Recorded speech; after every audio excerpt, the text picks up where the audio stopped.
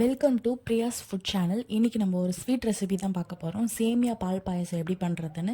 இதுக்கு தேவையான பொருட்கள்: 100 கிராம் சர்க்கரை, ஒரு கப் அளவுக்கு சேமியா, 5 ஏலக்காய், ஒரு சின்ன கப்பில் கண்டென்ஸ் மில்க், 1/2 லிட்டர் பால், 2 ஸ்பூன் நெய், முந்திரி, திராட்சை.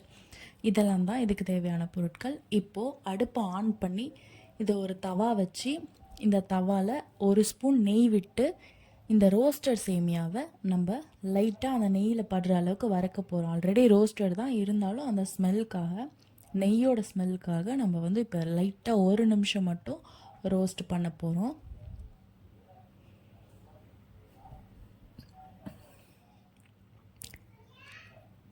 ஒரு ஸ்பூன் நெய் மட்டும் விட்டு இப்போ சேமியாவை ரோஸ்ட் பண்ணி எடுத்துக்கலாம்.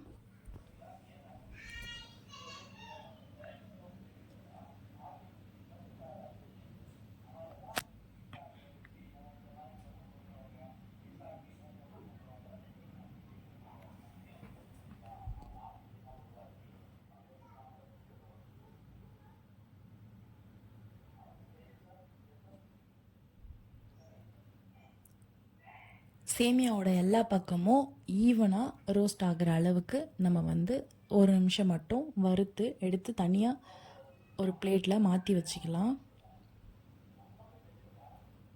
இப்போது பாயசம் செய்கிறதுக்கு ஒரு பாத்திரத்தை அடுப்பில் வச்சு அதில் அந்த 1/2 லிட்டர் பாலை சேர்த்து ஒரு 5 நிமிஷம் மட்டும் கொதிக்க வைக்க போகிறோம். அதுக்கப்புறம் நம்ம சேமியா சேர்த்துக்கலாம்.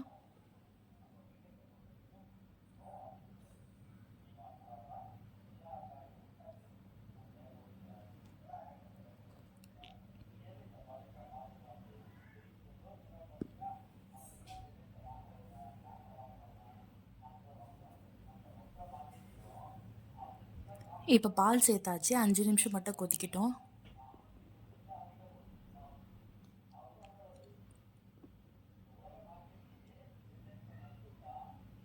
அஞ்சு நிமிஷம் கொதித்ததுக்கப்புறம் இந்த ரோஸ்ட் பண்ண சேமியாவையும் இது கூட சேர்த்து நல்லா குக் ஆகிற அளவுக்கு ஒரு 10 நிமிஷம் நார்மல் ஃப்ளேமில் வச்சு நல்லா வேக வச்சுக்கலாம்.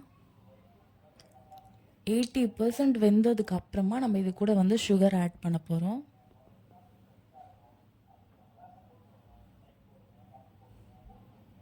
அதுக்கு நடுவில் இந்த 5 ஏலக்காவையும் நம்ம தோலை நீக்கிட்டு உள்ளே இருக்க அந்த விதையை மட்டும் நல்லா பவுடர் பண்ணி எடுத்துக்கலாம்.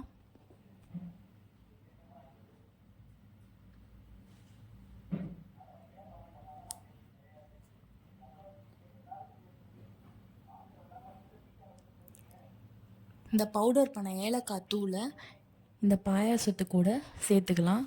இது சேர்த்ததுக்கப்புறம் பயங்கரமான ஒரு ஸ்மெல் வரும், ரொம்ப நல்லாயிருக்கும்.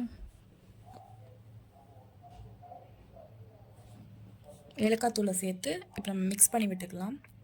நல்லா இந்த பால் நல்லா சுண்டி வரட்டும். இதில் தண்ணி எதுவுமே நம்ம ஆட் பண்ண தேவையில்லை. இந்த 1/2 லிட்டர் பால், இந்த சேமியா 1 கப் அளவுக்கு சேமியா எடுத்துருக்கோம். இதுக்கு போதுமான அளவு தான். ஒரு செமி கிரேவியாக வந்ததுக்கப்புறம் நம்ம ஆஃப் பண்ணிட்டோம்னா ஆறுனதுக்கப்புறம் இன்னும் கொஞ்சம் நல்லா திக்காகும். அதனால் கொஞ்சம் லிக்விடாகவே நம்ம ஆஃப் பண்ணிக்கலாம்.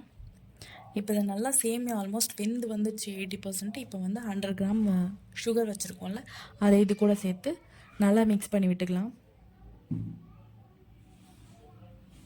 சுகர் சேர்த்ததுக்கப்புறம் ஒரு 5 மினிட்ஸ் கழித்து நம்ம கண்டென்ஸ் மில்க் ஆட் பண்ண போகிறோம். அது சேர்த்ததுக்கப்புறம் நல்லா க்ரீமியாக ஆகிடும் பாயாசம்.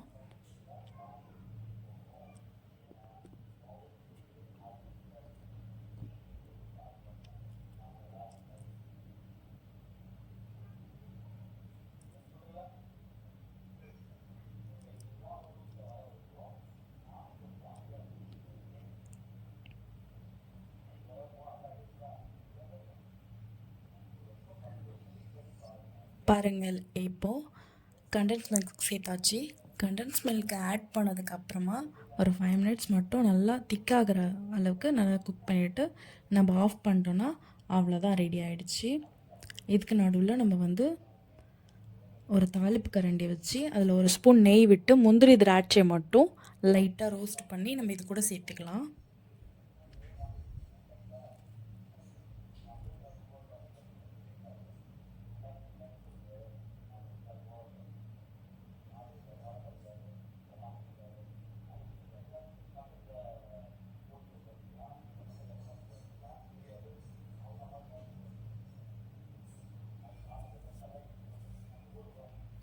ஒரு ஸ்பூன் நெய் விட்டு இதில் நம்ம 5 முந்திரி, ஒரு 10 திராட்சை இதை வந்து பொன்னிறமாக வறுத்து இந்த பாயசத்துக்கு கூட நம்ம ஆட் பண்ண போகிறோம்.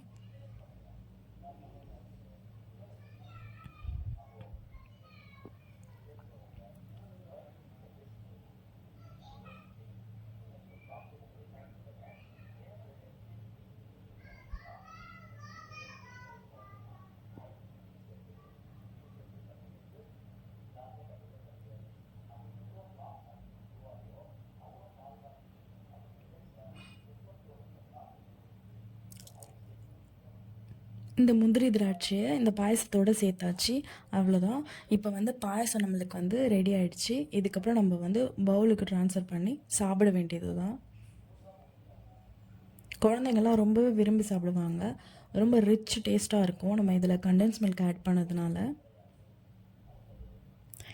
என்னோடய சேனலில் போடுற ரெசிபிஸ்லாம் உங்களுக்கு கண்டினியூஸாக வாட்ச் பண்ணணுன்னு நினச்சிங்கன்னா என்னோடய சேனலை ஃபாலோ பண்ணுங்கள்.